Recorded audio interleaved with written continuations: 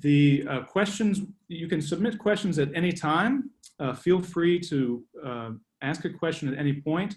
The beginning of the event will be a discussion with our guests and our faculty here, and then we will consider the questions in the second half of today's hour. With that being said, welcome again. Now I'd like to turn things over to Pat McFarlane in the philosophy department and Jim Keating in the theology department, the moderators for today's event. Thanks, Raymond. My name is Pat McFarlane. I teach in the philosophy department and in the program for the development of Western civilization here at Providence College. I'm joined with my colleague, Dr. Jim Keating, from the theology department and the development of Western civilization program at PC. Jim is also the moderator of the humanities program, and I'm a committee member and faculty member in the humanities program as well. The forum's pleased to welcome to campus today, virtually, our guest, Dr. Spencer Klavan.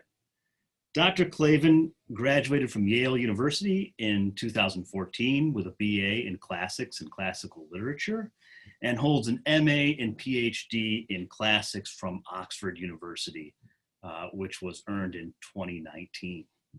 He's won multiple prizes for translation and for his works in the classics, including something called the Black Belt Scholarship, which we hope to hear more of. Perhaps we could, you can enlighten us about this. Mr. Klavan is currently an associate or an assistant editor at the Claremont Review of Books, a publication of the Claremont Institute. I have a copy of the Claremont Review of Books right here. It's a tremendous publication, my favorite publication. I recommend it to everyone who wants to feel the pulse of politics and culture today in the United States. He's an assistant editor at the Claremont Review, and he's also the host of a podcast sponsored by the Claremont Institute called the Young Heretics podcast, a podcast devoted to exploring, understanding, and enjoying the great works of Western literature. So welcome, Dr. Klavan. Welcome to Providence College today. Thank you for being here. Pat, thank you so much for having me and for that very warm welcome. It's a joy and an honor to kick this series off, and it's awesome that Zoom makes it possible to do this virtually. We're very happy to have you here, Spencer. The format is we kind of want to ask a few questions and see if we can get around eventually to the Iliad, but maybe you could start us off here by talking a little bit about your own background and your educational background, and maybe what got you interested in the classics as a field of study. Of course, sure. Well, it has a lot to do with Homer, actually. I've been very lucky in a lot of ways, and I took a very, very roundabout course to my PhD in classics. I did grow up in a house full of books, which is kind of I think that's one of the great winning lottery tickets you can draw in life, more than to be born into a wealthy family or to be born into a, powerful family. If you're born surrounded by bookshelves, you lucked out. And I lucked out. So I was always kind of encouraged to read. The bookshelves in my family home were kind of wonderfully just disorganized. So you would pull things down off the shelf and there'd be Dashiell Hammett and Tarzan next to Dickens and Proust, and that was in itself something of an education to kind of breathe in. There's just this full scope of what was available in terms of literature. And so that was just a part of my childhood growing up. But I remember very vividly the first moment that I kind of grasped that there was something called Western literature and that I cared about it and wanted to know more about it. It was in sixth grade, so I guess I must have been 12, and I was lying on the floor of my grandparents' apartment in New York. We were visiting my grandma and grandpa who lived in Manhattan, and for a school assignment, I had to read the Odyssey, Homer's Odyssey, and which is the other of the two Homeric poems. We'll talk today about the Iliad, but the Odyssey is what I started with.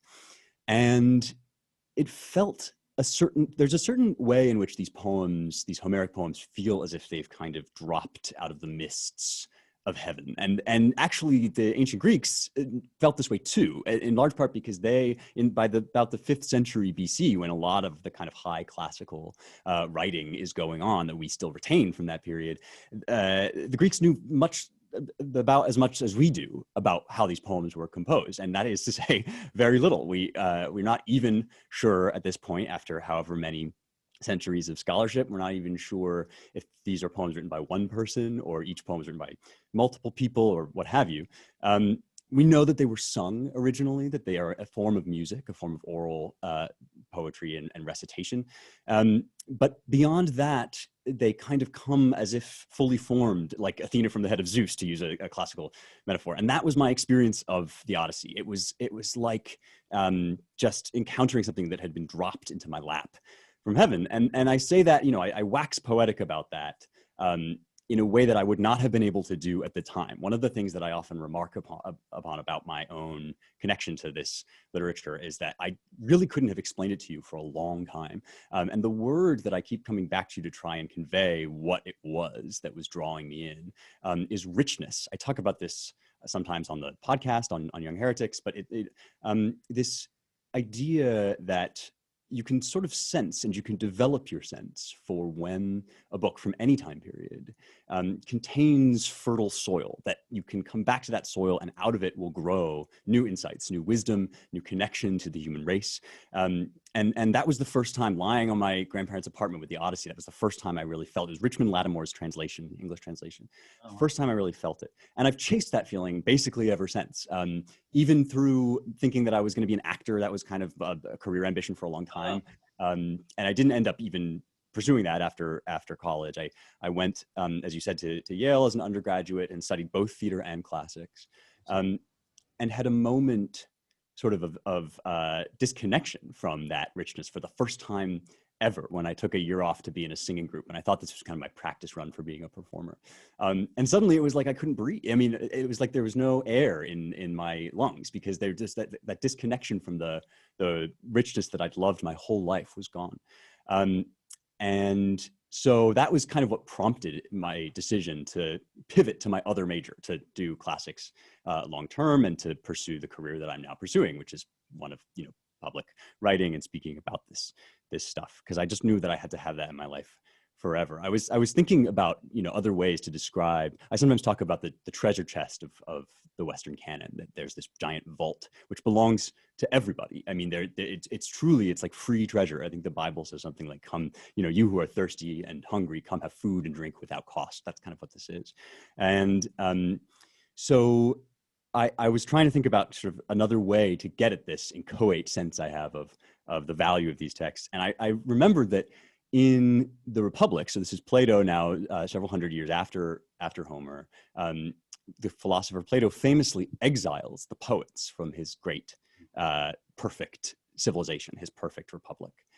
And I was sort of reading back through that exile that he pronounces upon the poets, even though he says he loves them. He loves Homer. He thinks Homer's great, but they have to be kicked out. And the reason why is because people think they know everything.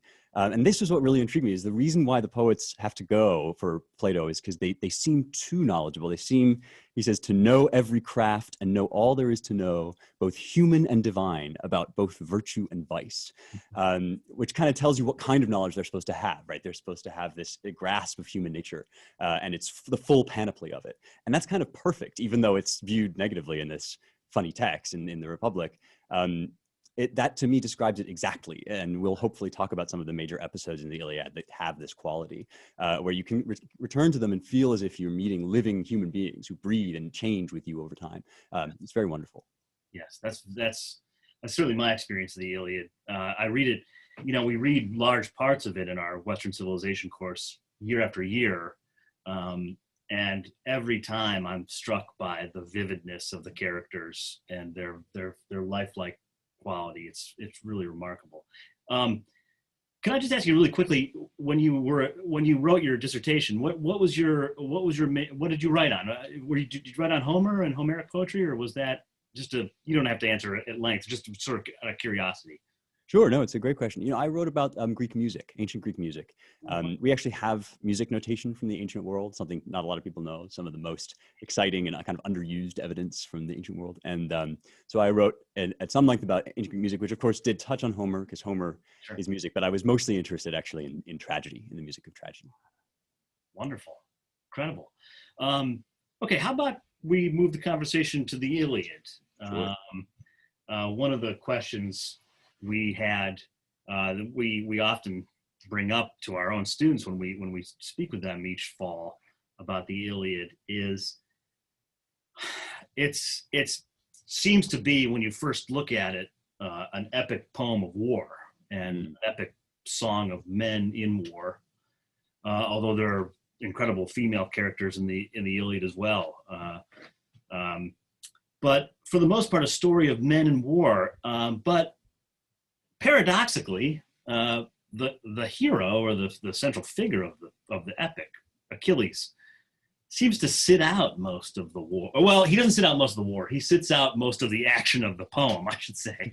The last part of the war, and for a couple weeks within the larger span of the war. What do you have any sense of what, maybe this is just a kind of general question. Do you have any sense of what Homer intends to teach, what the poet intends to teach us by packaging this epic war poem in such a way? Or do you have any sense of what that's all about? I think this is a really instructive question, a really fertile question. And it's an old question. I mean, this is kind of one of the oldest and most enigmatic artistic choices in ancient literature, or Western literature at all. And Horace, the Roman poet Horace, commented on it. It's part of where we get our idea of in medias res, right? Beginning in the middle of jumping into the middle of a narrative.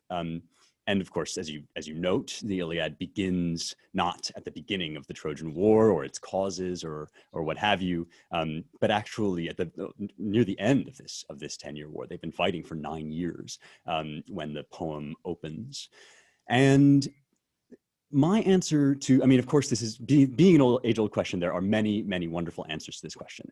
So I will give you mine and encourage you to sort of encourage students who are listening to seek out others as well. This is one of the reasons why I really root for people to learn ancient Greek, because it is such a rich language. And these poems in their original language will tell you more about themselves if you let them come at you with not the concepts that we build for ourselves in our minds using the English language, but the concepts that existed in Homeric Greek. And I've titled this talk Glory in the Songs of War. I obviously think this is a poem that is about war. And as you note, it's a poem that people associate, think of the Iliad as the war poem and the Odyssey as not the peace poem, but the poem about home, right? The poem about domesticity. And that is in some ways, it's a modern choice to frame things in quite that way. Homer himself, when he tells us what his poem is about, does not use the Greek word polemos, war, but the word menis, rage, fury, just seething anger. And that is a much broader category than war, than formalized conflict between tribes or nations. And another important sort of Greek word that comes up a lot as well and comes up early in the poem is eris, strife. And so these two concepts of interpersonal conflict and just pure seething rage in many cases of the divine variety, but also of the very human and fallible variety are really kind of what this poem is about. And I think one reason for that choice is because Homer, the poet of the Iliad, views rage as kind of it's like the building block, the atom of human nature and experience that war dramatizes. So we kind of begin with that awareness, and then we kind of, when you pull that camera back and you realize that that's what the poem is about, you realize everybody's angry. It's not just Achilles, it's not just the rays of Achilles, which is what is invoked in the first line. But of course, the gods get furious at one another. Agamemnon, the king, the leader of the Achaeans, the Greeks, is livid for much of the poem with Achilles, and on and on. So that's the kind of first thing. And then you sort of ask, well, okay, so what's the deal? Why is the way that this rage gets drawn in a poem about war? Why does Homer dramatize rage with kind of this removal of his main character from the fighting? Basically, Achilles, it's been said somewhat wryly, pouts for like 20 books. I mean, it's in book 20 that he finally gets back. Book 16, is Patroclus, and spoiler alert, the death of Patroclus, and then there's kind of a long period of mourning and rearming for battle and a whole rigmarole before Achilles even gets on the battlefield, and that's when some of the fun, gory stuff happens. Although there's gore throughout the poem, of course. And so why? I mean, one reason I think has to do with that word that I used, pouting. People accuse Achilles of being unfair here. I mean, what happens is there's a conflict over war prizes. Part of the way of doing war that makes us very, I think, makes moderns very uncomfortable in the poem is that women were traded as war prizes. And so Agamemnon has to give up his war prize, Chryseis, and so he takes Achilles' war prize, Briseis. And that's the thing that sparks the whole conflict. Now, I really think it's actually unfair to accuse Achilles of being small-minded here. And I think that to do so kind of robs you of a deeper understanding of the poem and of the answer to your question, because the whole thing is framed in terms of Achilles' choice. There is a prophecy which is delivered to Achilles via his divine mother Thetis, that his options are either to fight in the Trojan War and die an early glorious death and obtain what's called kleos, the kind of glory of being sung about and told and have stories told about you, or he can live a long and obscure life at peace, remove himself from the war and live a long life but lose his kleos. And that promise takes place in the context of the Greek vision of the afterlife, which is basically nothing. I mean, it's not entirely nothing. There are shades that wander about. But in fact, in the Odyssey, when Achilles sort of returns as a shade, there's a very bleak vision of what that's like.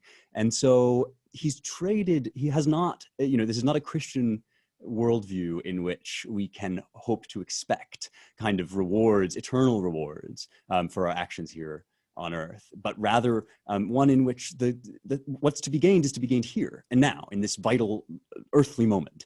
And so Achilles, it has to be understood, has traded everything to help the Greeks win this war. He's given everything away.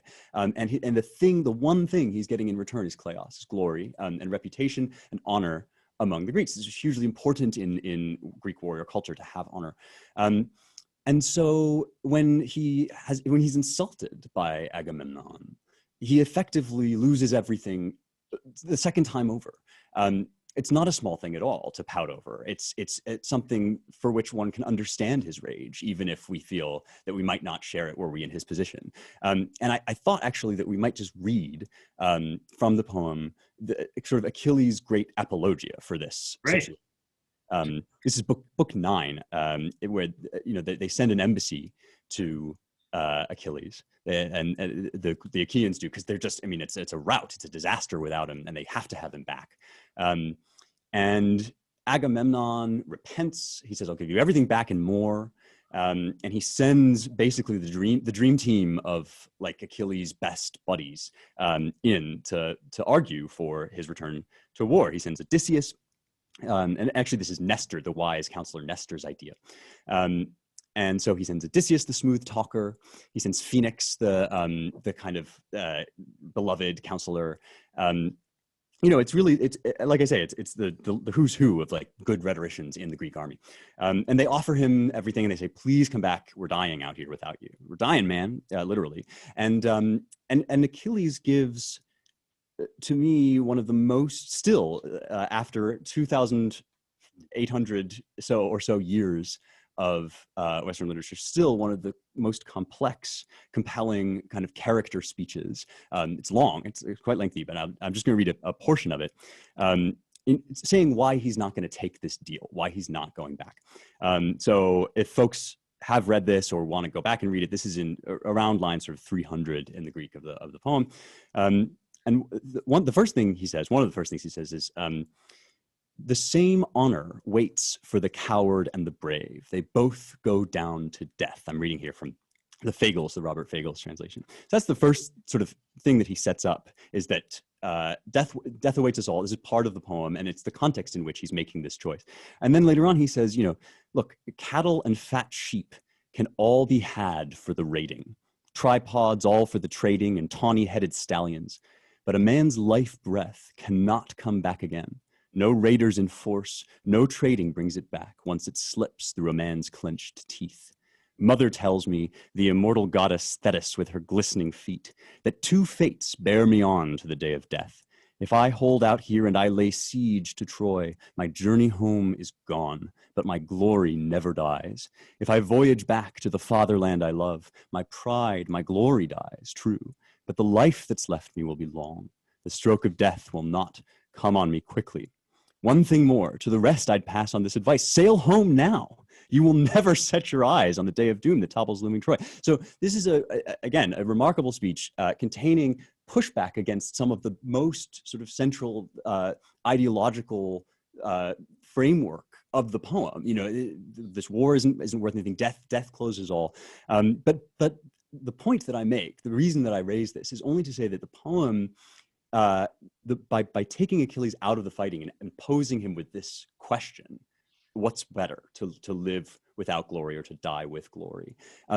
It effectively dramatizes the very heart of what makes war so human and intense for individuals of this time. It carries forth not just kind of the fighting and the gore and the kind of drama of it all, but what war is sort of as a central, one of the two kind of central aspects of the human experience. It's very powerful.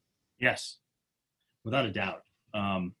You know, of course, the image that for me sort of captures this, that war is a terrible thing, but also sometimes a beautiful thing.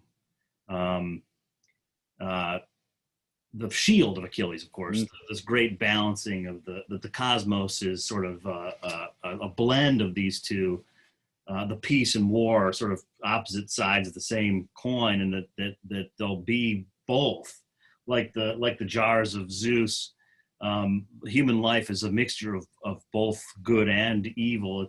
It's not a, you know, it could be just all evil, but it'll never be all good. But the sort of most you can hope for is this balance of between good and evil.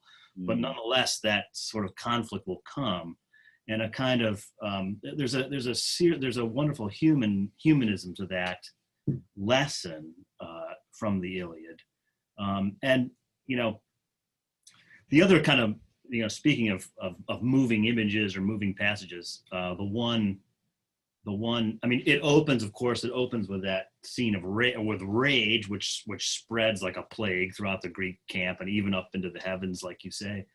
But at the end, you get this beautiful moment of reconciliation between enemies, between Achilles and Priam. Which sort of is is an incredibly beautiful way to close this story of war. That's one moving scene, I think. The end, the final scene between Achilles and Priam. In a poem full of moving scenes, is there any scene in particular in the poem that you find particularly that strikes you as a moving? I mean, there are many, but is there one in particular that always speaks to you in some way? Well, I'm really glad that you brought up the Shield of Achilles. This is book 18, and it was almost on my mind to, you know, you took the words out of my mouth, because I think that is absolutely where this is localized. The city at peace and the city at war. That the great hero finally makes his decision, goes back, he's carrying on his arm this kind of image of how human life in this heroic Greek mindset takes on its meaning. That peace kind of is understood through the lens of war, and war is understood through the lens of peace. And we cherish the richness of life. We cherish there's fields being harvested in the city at peace. There's court cases being argued. There's just the full panoply of life. We cherish that because we see next to it the kind of chaos that waits at its gate and risks that have been taken to sort of found civilization and to protect civilization. I'm going to come. This is going to be a roundabout way of saying that my favorite scene in the Iliad is on the Shield of Achilles, but I will first though cheat, because this is you realize, I'm sure, like asking me to pick my favorite child, and one of the things that I mentioned at the beginning is you come back to these scenes again and again, and they always, something new strikes you each time, something that you hadn't noticed before about just how human, something that you've experienced that you can now bring to the poem and understand that is what it's like to have to leave a lover. And I'm thinking here of book 6, the interaction between Hector and his wife Andromache, who pleads with him not to go. His son Astyanax plays with or rather recoils from the helmet that he's wearing, and then he takes it off, and his son is able to kind of engage with him. So there's profoundly human kind of close-ups, freeze frames on dramatized emotional interaction, which again is why I think it's so smart of Plato to kind of make it about, to say that it's about character. It really is what it's about. And you mention another greatest hit, certainly in 24, the interaction between King Priam of Troy and Achilles, because now Hector, again, spoiler alert, now Hector, the great valiant hero of the Trojans, is dead. The war is all over, but the shouting, effectively, that's been the decisive battle. The poem doesn't end with the end of the war, but it ends basically with our awareness that this really tragic, in the true sense of the word, this tragic conflict is drawing to its conclusion. And we have this shocking, it's important to understand about that scene, I think, that just how shocking it would have been to a Greek to see or hear about an old patriarch, the kind of father of many great princes, beseeching a young man, clasping his knees and weeping, begging for the body of his son back. And of course, always the unexpected moment with Homer, of course, the great unexpected thing is that Achilles weeps too, because he remembers his father at home. And that is, when you say that this is a poem about war, I think people sometimes think, well, then it's going to be a kind of celebratory, jingoistic, rah-rah, and there's lots of excitement in it. But this is not a poem that's blind to the costs of war at all. It's intimately aware of the human suffering and the poignancy of some of these interactions between people that, Priam and Achilles have no beef with each other, so to speak. The whole thing starts because Menelaus' wife is stolen. This is these are, and this is a famous lament about war, that this is basically rich kings sending innocent people to die on their behalf. So there's all of that is there in the poem. But and this is the one that just always wins the prize for me, because as you say, you could go on and on. There's so many of these, and each one is different. It sort of strikes you at a different time. But in book 18, when we have this lengthy ekphrasis, this description of this shield of Achilles, there's a harvest scene in the city at peace. And in that harvest, the young boys and girls are carrying in the fruit, carrying in the produce from the harvest. And they're accompanied by the singing of a young boy who sings, it's called a Linus song. And this, I mentioned that I studied music as a graduate student, and this is one of these mysteries. We think it probably has something to do with a god of the harvest, who dies each time the harvest comes. There's kind of this idea of cyclical seasons coming back, and so he's singing this song that kind of evokes the fact that when you pluck the fruit, you've also then set yourself on the path to the fruit being eaten or withered, and that the onset of summer is also the kind of herald of winter. So this, just in that one word, we think there is this kind of evocation of that. But the description, and this is really a place where Fagles, in my opinion, shines as a translator. But I'll just I'll find it here for us, and then read just the most powerful image, I think, for me.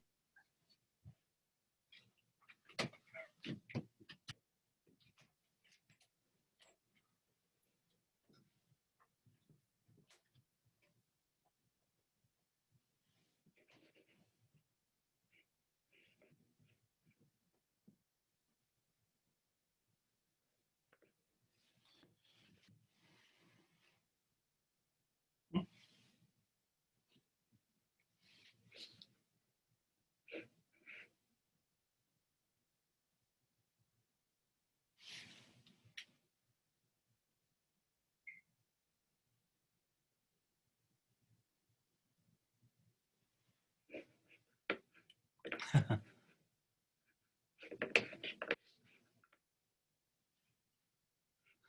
think you're still on mute, Spencer.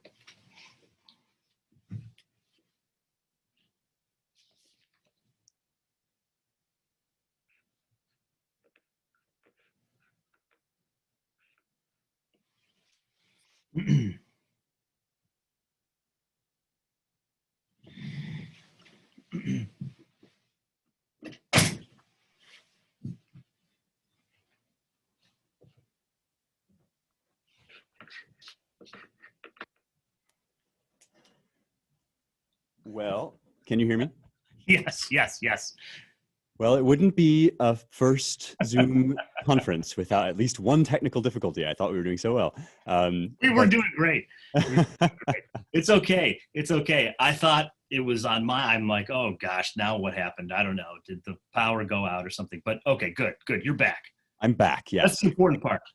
Right. I can't tell what happened actually, but at least we hope it won't happen again. Where was I? Did you hear, was I in the middle of the passage that I was reading? Right before you started. So you could start right at the beginning again. That'd be great. Okay, so leaping back in here to book 18. This is the shield of Achilles and the image of harvest that Hephaestus the god carves on the shield. He says, he forged a thriving vineyard, loaded with clusters, bunches of lustrous grapes in gold, ripening deep purple, and climbing vines shot up on silver vine poles. And round it he cut a ditch in dark blue enamel, and round the ditch he staked a fence in tin, and one lone footpath led toward the vineyard, and down it the pickers ran whenever they went to strip the grapes at vintage. Girls and boys, their hearts leaping in innocence, bearing away the sweep-ripe fruit in wicker baskets. And there among them, a young boy plucked his lyre, so clear it could break the heart with longing. And what he sang was a dirge for the dying year, lovely, his fine voice rising and falling low as the rest followed, all together, frisking, singing, shouting, their dancing footsteps beating out the time. So this is, I mean, one of the sort of things about ekphrasis that people sometimes have to get used to is that as you describe the still image, it sort of comes to life under the poet's in the poet's words. But to me, there's a kind of untouchable genius about this passage. It's so tender. Ataleia phroneontes is what he says about the boys and girls carrying the fruit, that they're thinking tender thoughts, and so it's so vulnerable. Yeah. Just this in the middle of this story about war that's been gory like you wouldn't believe, and this terrible choice that's been made by this big brawny hero, and I think that the poet. I always hesitate to say that there's a self-portrait here because that's too simple. But I think the poet puts so much of himself into this moment. The person that watches the living and the dying of the year and touches on so many of the themes that we've talked about today in our conversation. So I never get tired of that passage. That's a beautiful passage. I don't think I'd quite, the shield, of course, with the scenes and I don't think I quite, appreciated the tenderness of that scene. I didn't quite remember that part about the lyre being plucked at the end. It's beautiful. It's just beautiful.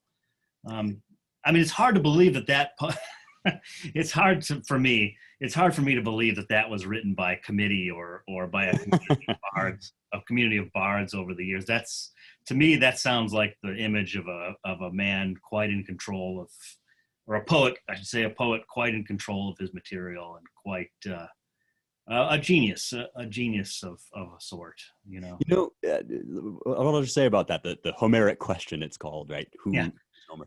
I'm on your side of this. I'm with you. Yeah. I think it was one guy, basically. And I stipulate when I say that of course, in oral tradition, one of the things you do is you hand stories down. There are little snatches of things.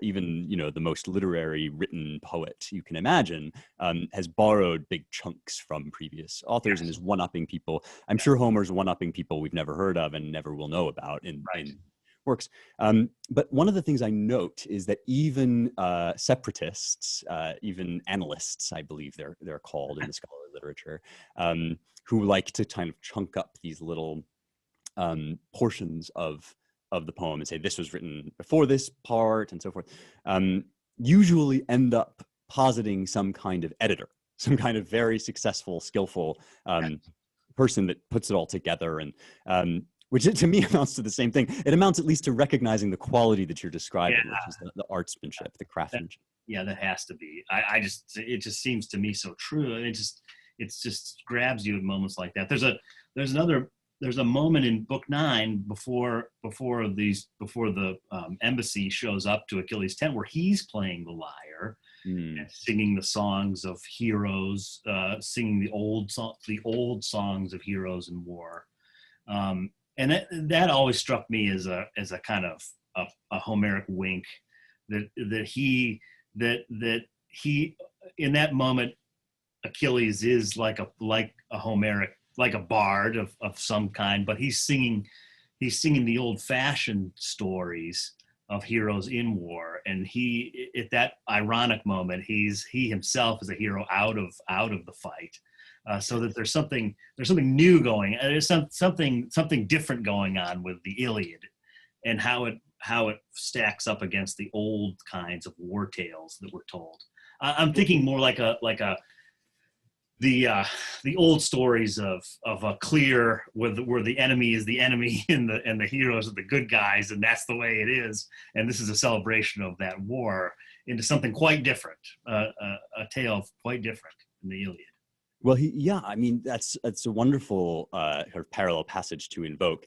What he's singing there in the Greek is klea andron. He's singing, and that's klea is the plural of kleos, so this is singing the glories of men, which means exactly as you say, that these are heroes who are operating in a context where they know that poems like the Iliad get sung and composed, and of course the poet is basically like auditioning there for the person who won Achilles his fame, for the guy that basically delivered on the promise of the gods to Achilles, that if he died gloriously, he would have fame forever. And every time you read that, it's a self-fulfilling prophecy, because here we are in 2020 reading this poem. That's exactly, of course. I wonder what you might think, on that last thing you said there, why we might still read. Oftentimes, students will say, "Well, why are we still reading this today? What do we hope to get from reading this old poem, this ancient poem?" And like as many of my colleagues know, and as I do often, I often say that just because something's old doesn't mean it doesn't have anything to say to us, or that it's outdated, or that's this kind of a typical teacher sort of saying. But what do you think the Iliad has things to teach us even today? Even so many, we've talked about what a beautiful work of art it is, just in terms of a human genius. It's a tremendous literary treasure and work of art. It occurred to me this morning, given the anniversary of today, 9/11, just how much we, even in these days, rely on the heroism of people to go into buildings and or to risk put it all on the line to save others, or all the different heroic things that heroism's thrown around a lot these days, but as a term, but there is still this anyways, the bravery, courage, manliness, heroism, those things don't seem to ever go out of style. And so to that small extent, there's a case I think that you can make for reading the Iliad even today. But is there more? I'm sure there's more we can say about it. Do you have any thoughts about what the Iliad has to say to us even today? Well, you make a beautiful connection to the day and the occasion. I assume it's kind of happenstance that we happen to be talking. It today. is. Yeah, it's strange happenstance. Yeah. Providence, we say around here. As it were, right, yes. I see what you did there. I think it is Providence, and I'm glad that you raise it, if only because it's fitting to pause and commemorate the day, and it's how solemn and momentous it is in all of our memories, those of us who lived through it. And the note that you strike seems right to me. It's this, when I talk about peace taking its meaning out of war, because we understand it when we understand, you know, what we could lose, and what it takes, as you say, in the courage and the virtue and indeed the manly fortitude that it takes to defend a civilization against attack.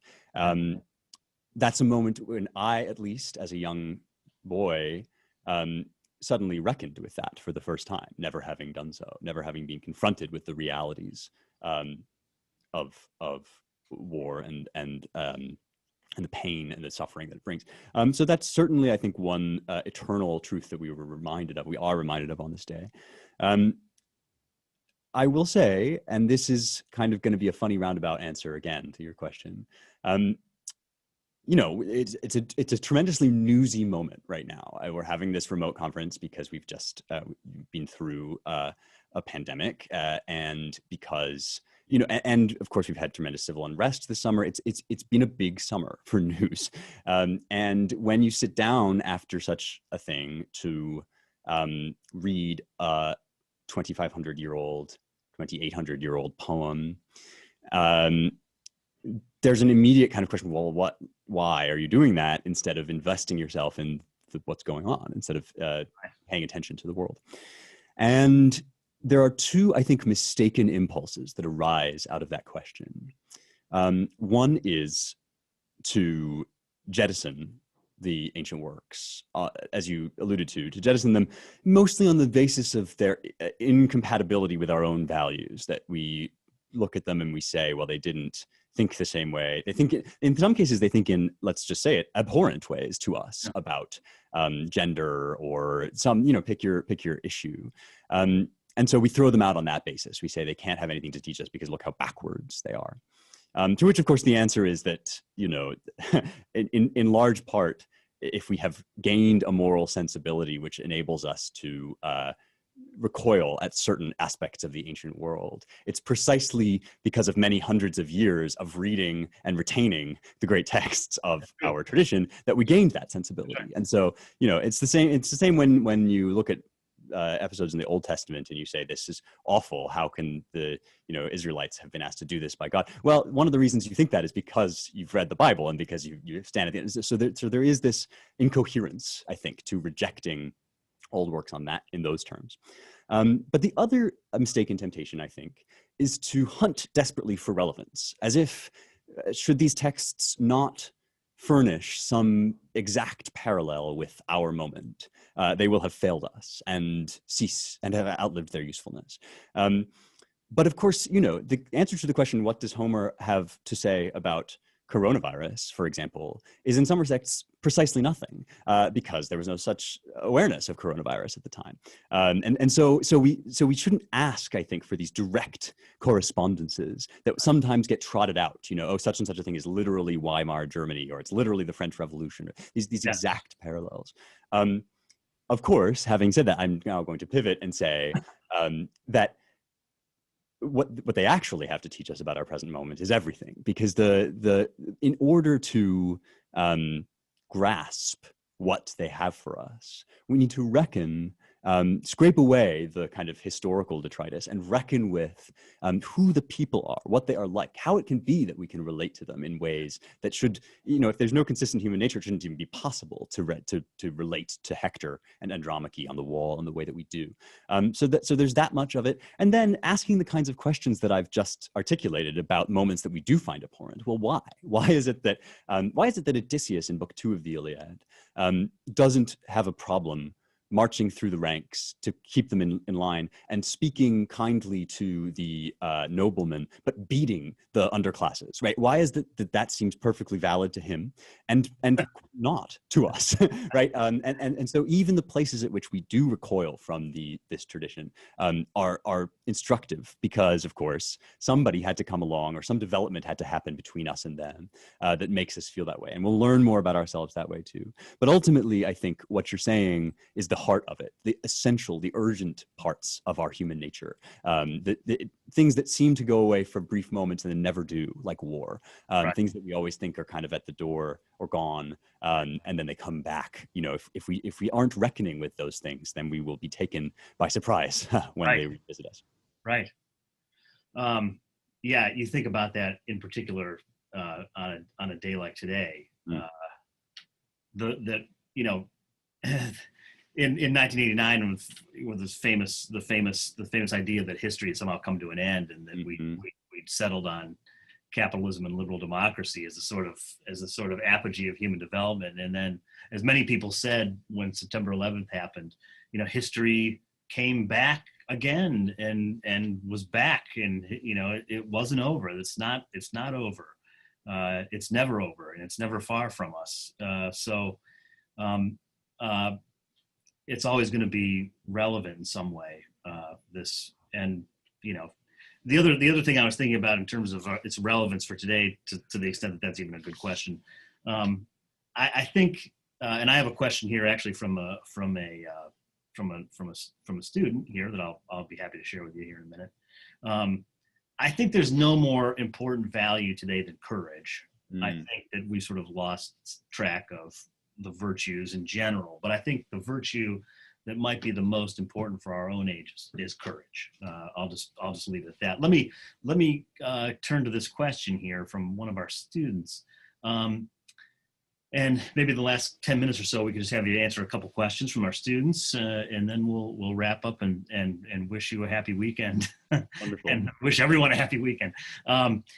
Here's this: Is Achilles' iron-heartedness or hard-heartedness an important theme in the poem? Is his that's the first part. And then the second question is his receiving of Priam's supplication a kind of high point, or even a very high point for Homer? So the question about iron-heartedness or hard-heartedness, and then the question about the end being the high point. That's a really perceptive question. I like that question a lot.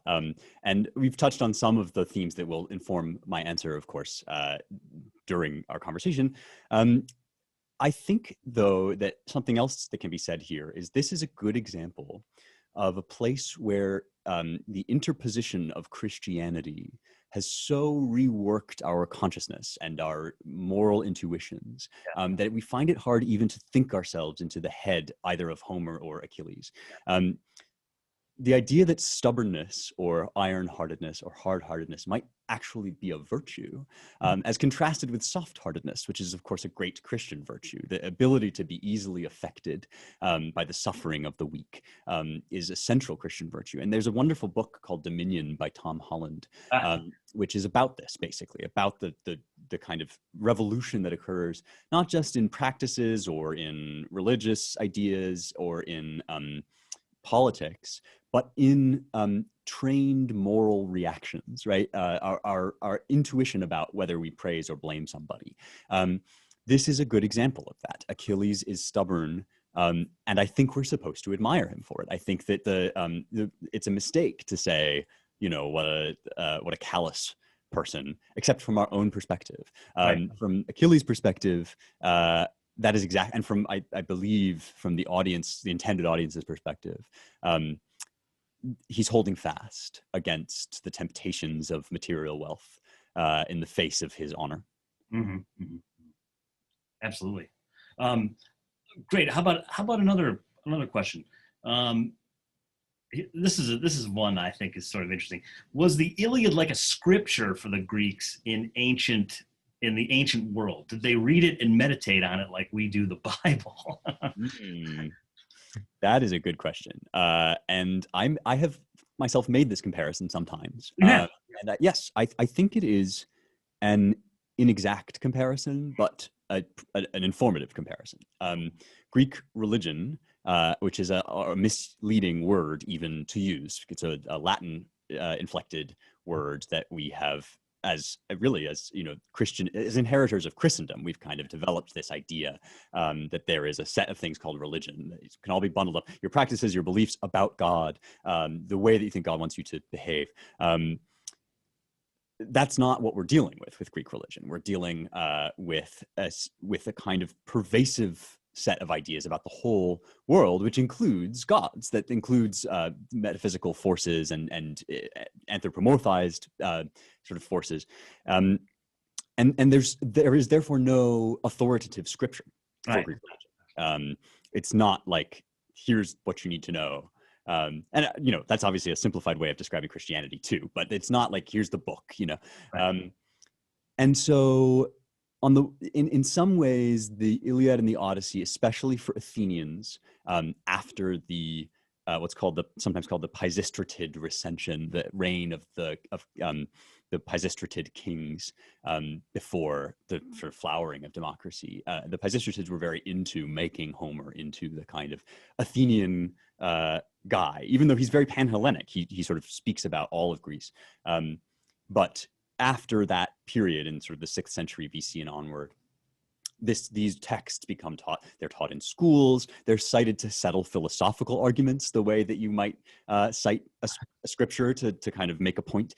They're all throughout Homer, and they're all throughout Plato, rather, and indeed Aristotle, who's not the person you would immediately expect to kind of cite the poets, but he does, and that's part of what I think Plato is playing with in the Republic when he says people think these guys know everybody. Well, he, you know, is as guilty of that as anybody, so there is that element to them. Now, one important stipulation, and one thing that can help us, I think, to not recoil as Christians from this poem, is to understand that they are not scripture in the sense of having been viewed as authoritative about the gods. In fact, they were questioned very intensely for their portrayal of the gods as perhaps too human and too fallible. So we're not looking here at like, this is what the Greek gods were. It's much more complicated than that. But Right. as a cultural authority, yes, absolutely. Yeah. You know, I was looking at a passage of all things in Aristotle's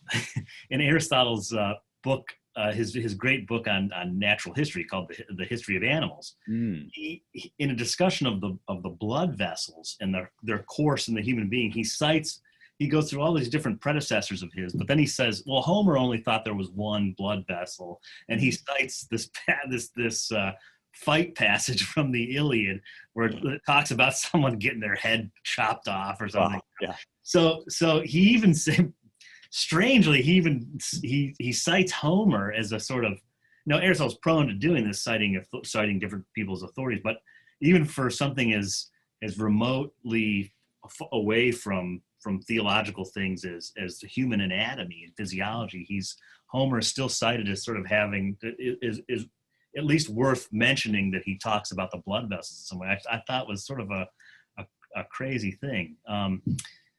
Okay, how about one more? We've got about 5 minutes left. You've spoken a few times about the intended audience of the Iliad. Who do you think was the intended audience of the Iliad? Was it, you know, we often hear, or some people speak of a crowd of aristocrats maybe, or it's being sung maybe at symposia or in other venues. Who do you think Homer intended the audience to be for his poetry? Well, the information that comes down to us about this is very scant. And that is one of the, I kind of think this is also providence. Everybody laments our lack of knowledge about Homer, but we don't know very much about Shakespeare either. And I think that saves us from making kind of facile analyses of his plays that have to do with like what his father did for a living. And not that people don't try to pull that sort of thing, but I think that on some level, our uncertainty about Homer contributes to our appreciation of his poems. But that having been said, we would sure like to know the answer to this question. Yes.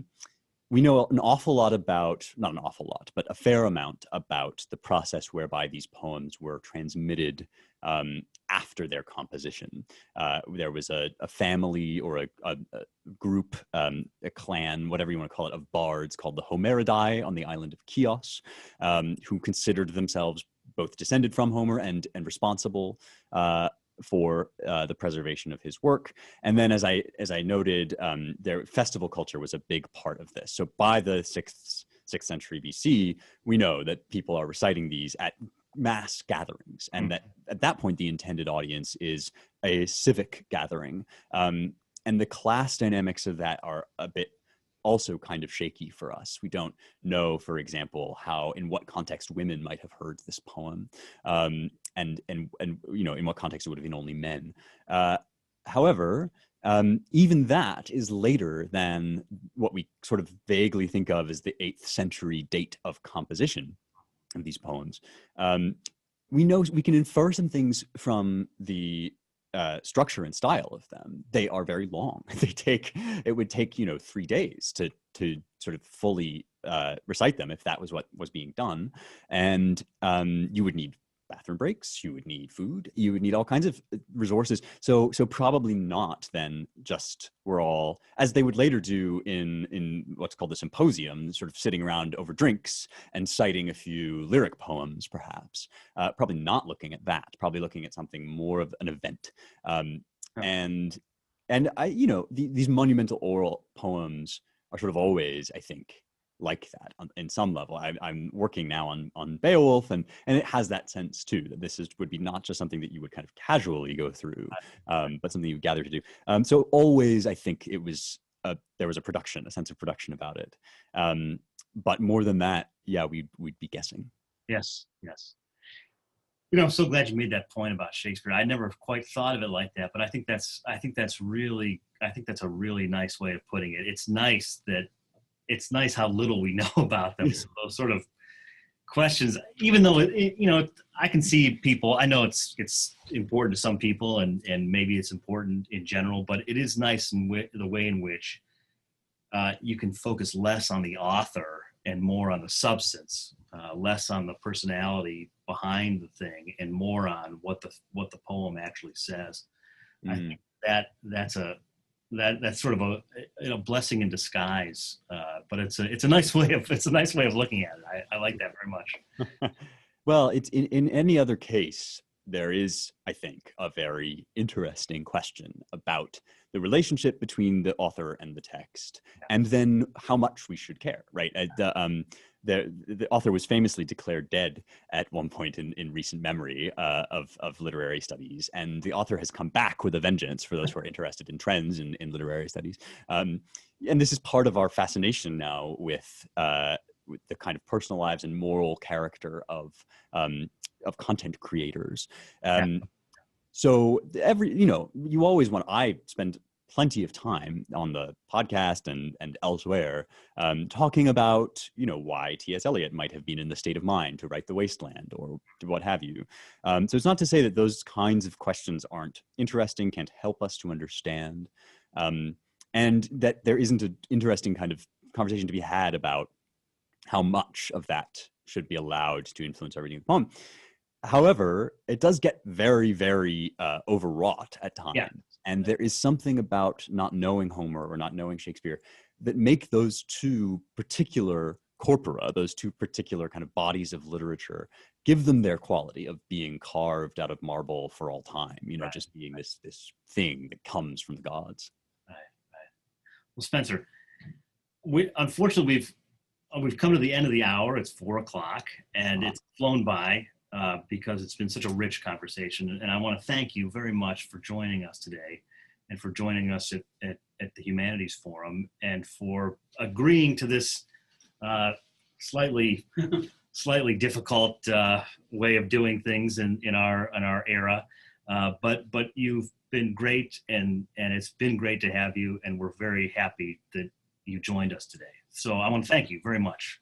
It has been such a privilege and a blessing. Thank you for your conversation. Thank you to the students who are here. I can't see you over Zoom, but I loved your questions, and I'm really glad that you were here for this. I think there will be information given about this in just a moment. But I would say that if you have other questions, you can get my contact information from Pat or from anybody really, and send them in. I am only so good at answering emails, but I will definitely try. And if you want to, please just indicate in your question that you would be happy for that question to become a mailbag question on my podcast, Young Heretics, because I do often answer questions about lit at the end of each episode, and I'm always looking for new stuff to talk about there. Yes, we should say that. Please listen to Spencer wherever you get your podcast. Listen to Young Heretics podcast. It's a great podcast. And please, everyone, thanks for coming today, and enjoy your own studies of the Iliad and the Odyssey in the weeks ahead. Spencer, thank you again for joining us. It was a pleasure to have you. Thank you very much. Thank you. Pleasure. Thank you. Okay, take care. Have a good weekend. You as well. Take care. Bye.